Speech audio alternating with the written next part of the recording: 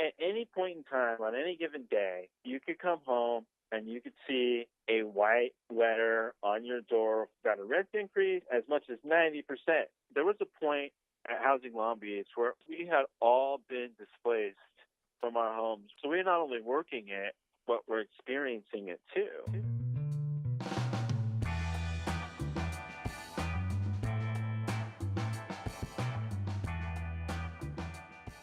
Hi, folks.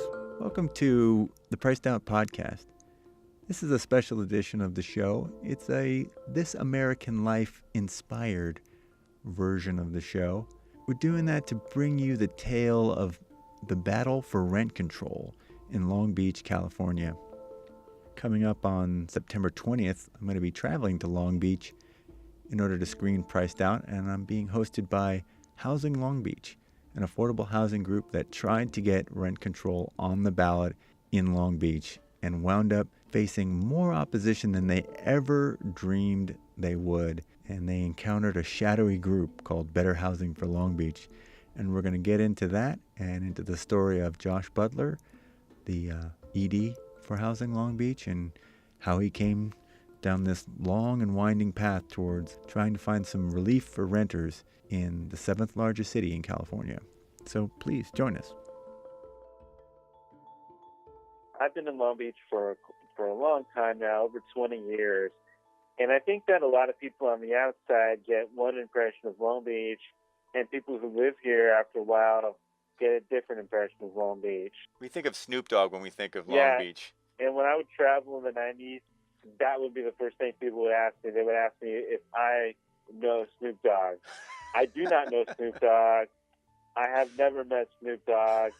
I don't even think Snoop Dogg lives in Long Beach anymore. I think he lives out in the suburbs. So Long Beach is in itself quite diverse, but really we're talking about a city that has pockets of diversity in a largely segregated community where, white homeowners live in half the city and the other half of the city is largely renters and communities of color. And you can literally see this on a map. Traditionally, a lot of our homeowners are older homeowners. So you have now, I think in the last few years, there's been a lot of turnover there. So we have a lot of people who I always say are house rich. They're not necessarily wealthy individuals, but they're house rich, and they may have been able to save up money over the years by not having to make, a huge mortgage payment. We don't have a lot of elite wealth here. So I talked to Josh last week, and he told us a little bit about Long Beach, which was a city that really I didn't know existed. As I said, it's the 7th largest city in the state of California, but I had just thought of it as like a neighborhood of Los Angeles. The only references to Long Beach that I even was aware of was the Port of Long Beach and like Snoop Dogg songs. Josh himself wasn't a native of Long Beach. He was actually from Central California, and sometimes they call it the Inland Empire. And he moved to Long Beach in order to go to Cal State. I came from a little city called Upland, and I went to high school there. I had grown up in Pomona. And living there, we're on my block. We have a Filipino kid, we have a white kid, we have a black kid, we have me. And I remember getting ready to move to Upland, and the kids on the block all sitting around in front of a hoop saying, hey, do you know that there's only like 2 black kids that go to the junior high you're going to go to? I was still young and naive, but that quickly became a target of, of very light skin, but I do have some African-American features.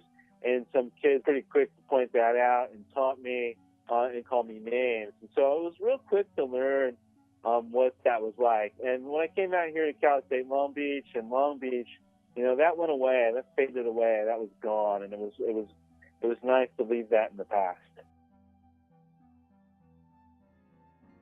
After college, Josh moved around in different jobs. He ran some political campaigns for city councilors, including one woman who's still on city council, Jerry Shipke. And he was also an advocate for disabled folks. And it's when he started working with disabled folks that he noticed how much of a need housing was in their lives. And in 2002, he helped establish an affordable housing trust fund for the city of Long Beach. Unfortunately, there is no money in the trust fund. And then he went back to work for City Hall, and in 2013, he moved on and became an advocate for Habitat for Humanity until a couple years later when he became the executive director for Housing Long Beach. By that time, the market in the city had gotten ultra hot. It had gone from being bad to worse. I always say we're in a housing crisis. And so now I have to update that and say we're in a housing catastrophe. Speculators have been for the last several years, have been buying up everything they can in Long Beach. And so, yeah, it's been, as a longtime Long Beach resident, it's been very sad to see. There was a point at last year at Housing Long Beach that we had all been displaced from our homes within a 1-year period. So we're not only working it, but we're experiencing it too. And it making it very difficult for people, to do their jobs and stay and take care of their kids and try to move at the same time. I would say the most extreme case I have would be this guy we know, Sean. And I saw him recently, and he's found another place to live. But Sean was one of the first people I came in contact with because his building had been sold. And we were assisting the residents in whatever we could do to try and help them. Which in Long Beach isn't much because we have, no protections at all. So Sean, in an extreme case, Sean ends up out of his building. He moves catty corner to another building. 6 months later, that building is sold, and Sean's got to find another place to live again. So we're talking about a guy who's working for Long Beach, our local Long Beach City College, and he's having to move 3 times in a 12-month period because speculators keep buying his homes and kicking him out. So what renters in Long Beach face and what renters in Long Beach know is that at any point in time, on any given day, you could come home and you could see a white letter on your door folded up, and you're going to open it, and it can tell you either got a rent increase or you got a 60-day notice to go. So in Long Beach, that's it. The landlord can raise your rent. There does not need to be a reason for that, and they can raise it as much as they want. And we've seen rent increases as much as 90%, which is obviously a knockout blow. And so the other way they do it is just to give you the eviction, which they can also do too. Sometimes I wonder why they do the rent increase way when in Long Beach it's perfectly legal to put a notice on someone's door to evict them and not give them any reason whatsoever. So we have renters who've been living in their unit for years, paying their rent on time for years, come home and find out that they have 60 days to get out. And a lot of times we get a call and people ask us, is that legal? Can they do that? And most people are not aware that indeed it is the case, that your landlord can do that. So that's the story in Long Beach, that your rent can go up and you can be kicked out. And the landlord only needs to provide the minimum required notice by the state of California. And that's 30 days if you've been living there for less than a year, and 60 days if you've been there for more than a year. So Josh wanted to do something about rent regulation in the city.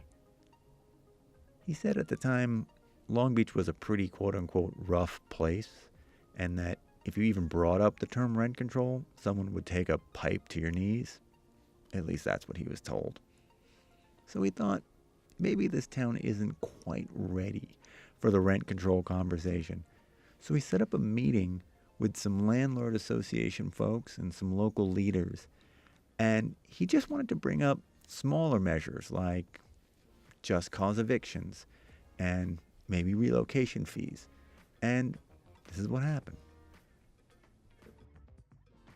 I was surprised. I was invited to a Jimmy John's, which is a local sausage food chain. And, you expect the apartment association to pay for your lunch. No, I paid for my own little sausage, and I had lunch with some board president and the executive director, and talked about how could we work together. We have a crisis in our community. How can we work on this together? Can we come up with a policy that works for landlords, that works for renters? And there was total resistance to that. Total resistance to that. There was a second meeting with the landlord and a landlord lobbyist where, again, conversation was the same. Let's work together. Let's see if we can come up with a policy that works for everybody. And the responses are real clear. You don't have the votes, so I don't have to have this conversation with you.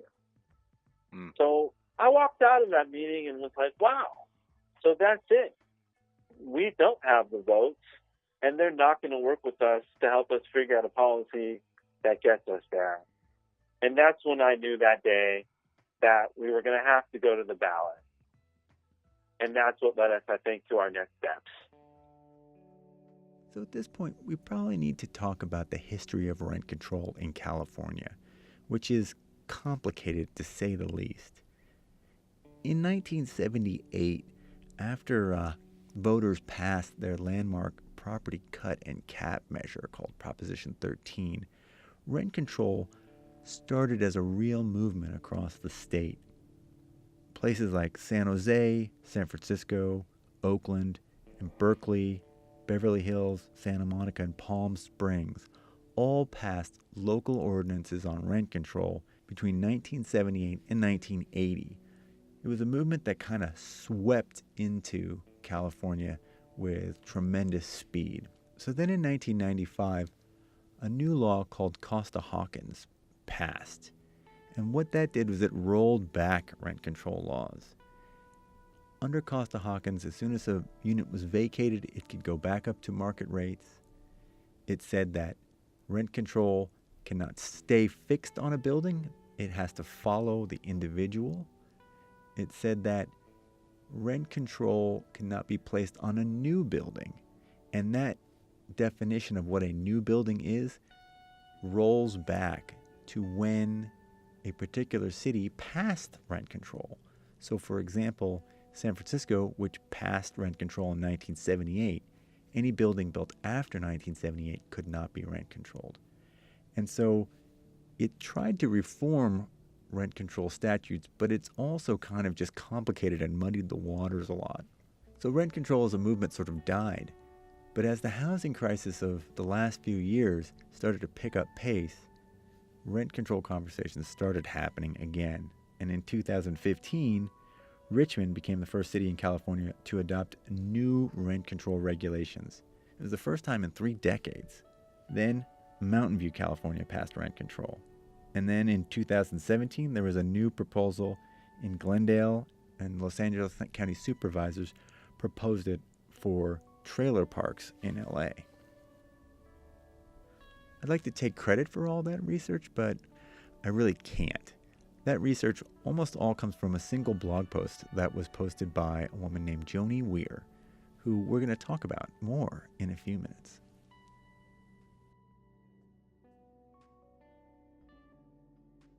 Yeah, after a year of pushing on just cause eviction and getting some support in the community, but making no headway politically, we then launched a ballot initiative campaign to get this done in an effort to, as much as possibly, sidestep the legislative branch that was either going to do nothing or stand in the way. So we said, let's skip them, let's go around them, and let's go straight to the people we know from our polling that we've done. We know that we have support for this if we can get it on the ballot. And that was the big challenge that we faced. We are Housing Long Beach, and we've been known as Housing Long Beach for a little over a decade. This other group came along here in 2016 and calls themselves Better Housing for Long Beach. So it's almost as if, not only are we going to choose this Orwellian type name, we're going to confuse people about Housing Long Beach's name at the same time. So it's kind of a double whack. They also filed a complaint with the state of California against me personally for some I thought was a funny commercial that we made. And they felt like that their images were used illegally. The California Fair Practices and Commission came back and said, no, that we didn't do anything wrong. It was a public meeting and public images. So we found out real quickly right out of the gate that this group was going to be belligerent. So enter Better Housing for Long Beach. It's kind of a strange organization. Its website is full of stock photography, doesn't seem to have any real original content. There's no listing for the volunteers, the staff, or the board of directors. According to their 990s, they had $43,000 in revenue in 2016 and $9,000 in assets in 2017. The organization is headed by Joni Weir, who media reports describe as a landlord activist. She said she volunteered about 25 hours a week to the organization and took no pay in 2016. It also says the group has an office at 3600 Anaheim Avenue in Long Beach. And that's also one of the locations for where she works, which is JW Global, a maker of industrial power sources. According to Joni's LinkedIn page, she's president of JW Global. But when I called JW Global, they said they'd never heard of her. And that company is not based out of Long Beach, it's based out of Livermore. So it gets stranger from here. We think of ourselves at Housing Long Beach as a grassroots organization, and we think of an organization like Better Housing for Long Beach as an AstroTurf organization that doesn't have any real roots in the community, but has laid itself out and given the appearance that they want to help people and make this community better.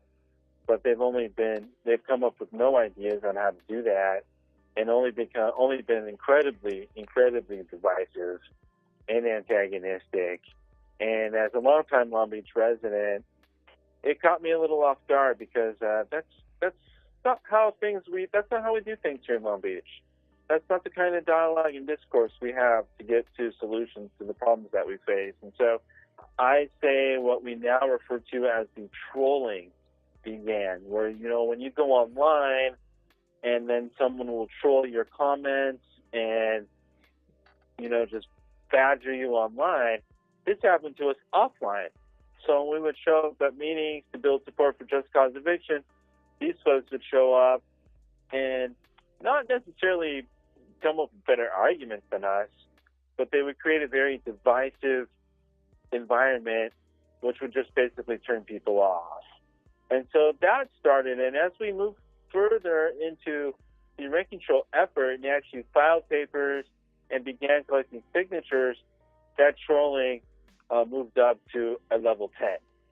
One of the first things that happened was at our kickoff campaign, they showed up and put flyers around the neighborhood that called our organizers and our volunteers anti-black communists. Beware of rent control. The effort is being led by anti-black communists.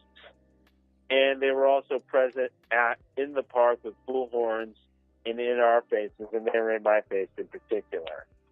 And so that's when we got a real taste of where this was going to go, when we found out that was real akin to some of the same exact language that was being used by the Ku Klux Klan in 1930s Alabama. So we're going to include this flyer in the podcast and on our blog post and social media. The flyer was captured in a tweet from Housing Long Beach, and it's a side-by-side comparison between an old image of a Klan flyer and the flyer that was allegedly passed out by volunteers for Better Housing for Long Beach.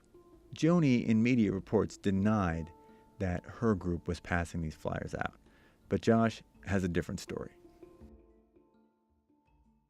Our volunteers, someone on our board, I witnessed them putting them on people's vehicles and questioned them about that, and they said, no, that's not us, but we saw them do that. We've further seen them engage in, I would say, a lot of things that certainly toe the line in terms of, racism, some, again, personal attacks against myself, where, again, I'm biracial, and one of their most outspoken members is a self-identified Trump supporter, and he's an African-American gentleman who's also been very belligerent towards me personally, called me things like zebra, Uncle Tom, and worse.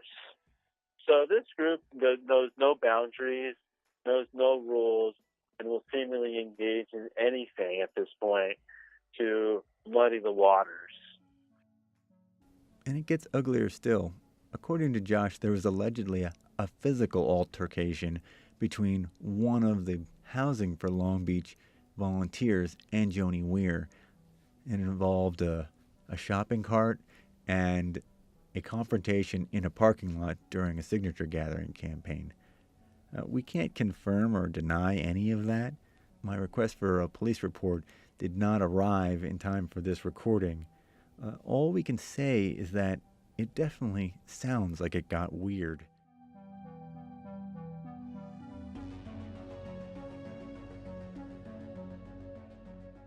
And all the confrontations, it turned off a lot of Josh's volunteers. They got intimidated in the end, and they didn't gather enough signatures to make it to the ballot. Essentially, Housing Long Beach called it off. So, what's next? We've learned from mistakes. We've learned from our tactics. We've learned opposition tactics as well. And so we're already in discussion about getting back out there and doing this again. The city, we're still not hearing tenant protections. We're still not hearing renter protection. And until the city gets serious about it and moves quickly on it, then we will again work within the community to do this again ourselves. And we think that in 2020 we have a better opportunity, knowing what we know now, to be more successful. A lot of other cities tried to put rent control on the ballot in California this year, and a lot of them didn't make it. But oddly enough, rather than being really mad at the people who oppose rent control, he actually gets some inspiration from them. And so as we move forward with our fight to pass rent control here in Long Beach, we now know that it's not going to be an easy fight, that the other side's going to fight tooth and nail to keep what they have here. And we can take inspiration from them. We know that it took them 5 legislative cycles. It took them 10 years. And rent control and just cause eviction are something that we believe in and that we know is worth fighting for. And if it takes us 10 years to get there, then so be it. But our goal is to get there and stop this bleeding and stop this speculation.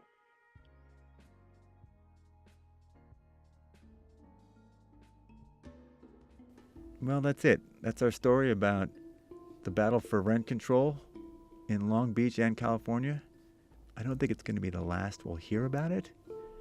We do have a show on the 20th, but as far as the Priced Out podcast goes, our next show will be a conversation with realtor, social media provocateur, and black historian Fred Stewart, who was in Priced Out, but not nearly enough. So we will catch up with him as part of our Cutout series, which we'll be continuing on in the next weeks.